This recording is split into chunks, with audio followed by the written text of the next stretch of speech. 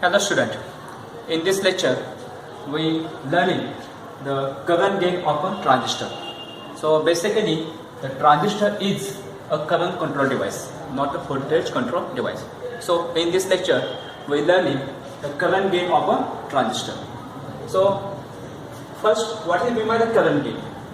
So current gain is nothing but the ratio of output current to the input current, and depending on the different configuration of the transistors, the transistor have the three current gains. First one is current gain for the common base, that is alpha. Second is the beta, and third one is gamma.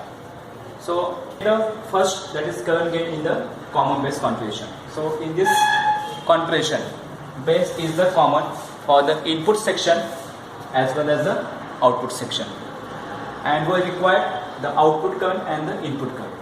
So what is the output current for this section?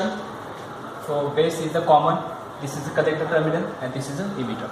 So in this configuration, IE is the input current, emitter current, and IC is the output current. So IC is nothing but the output current. So we can write the alpha is nothing but the output current, that is output current is nothing but the IC divided by the input current, that is nothing but the IE. So again, next for the current gain for the C, that is common emitter configuration. So this is a common emitter configuration, and in this configuration, emitter terminal is the common for the input section as well as the output section. And in this section, the input current is nothing but the IB. So this is nothing but the input current IB, and output current is nothing but the IC. So we can rewrite the beta is nothing but the output current IC divided by the input current IB. And again for the similarly, here is a collector terminal is a common because this is the emitter terminal.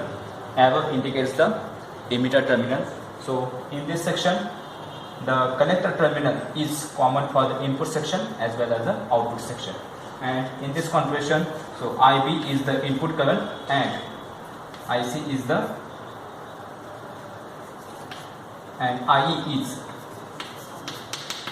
output current. So IB is the input current and IE is the output current. So IE divided by IB is the current gain in case of the common collector. So note down the alpha is always less than 1. Why this is? Because if you look the structure of the transistor, and in this structure of transistor, so this is the emitter, this is the base, and this is the collector. And if you apply some voltage in such a way that the first junction is forward bias and second junction is a reverse bias. So in this case, so suppose this is the PN transistor. So emitter current is entering into the emitter, and out of that, suppose the 100 electrons enter into this emitter terminal. So this is 100. Out of 5%, 4%, that is a 4 or 5 electrons recombine with the holes and forms the base current. So that is the IB is nothing but the 5. IE is equal to something 100.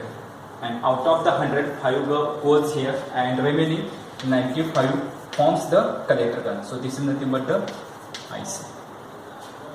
And if you take the ratio, that is IC 95 divided by the 100, so we get the 0.95.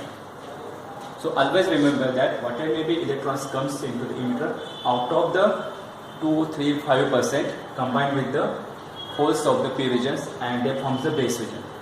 So remaining electrons goes into collector and forms the collector current. So collector current is always less than the emitter current, or we can be saying that the IE is always better than the IC, but it may be the approximate to the equivalent. Approximate. Again, similarly, the base current gate for the CE configuration beta. This is the IC. So IC is always the greater. So this is nothing but the 95 and this is 5. So beta is always greater than the 1. We can be saying. Okay. Now next point is the relation between the alpha and beta. We deriving the relation between alpha and beta. So we know that the basic equation of the transistor, that is IE is equal to IB plus IC, that is emitter current is equal to sum of the base current plus collector current.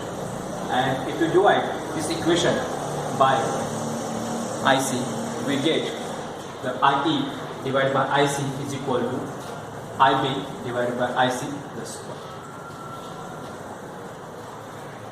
Also we know that alpha is equal to IC divided by the IE. Again, if you arrange this equation, so we can get 1 divided by alpha is equal to IE divided by IC.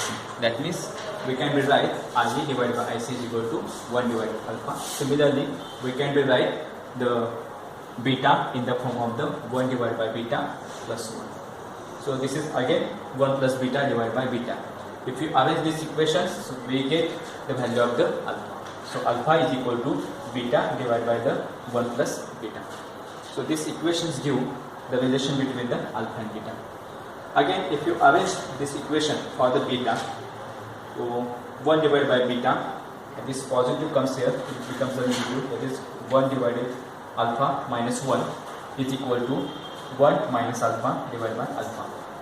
So again, if you arrange, so we get the value beta is equal to alpha divided by the 1 minus alpha.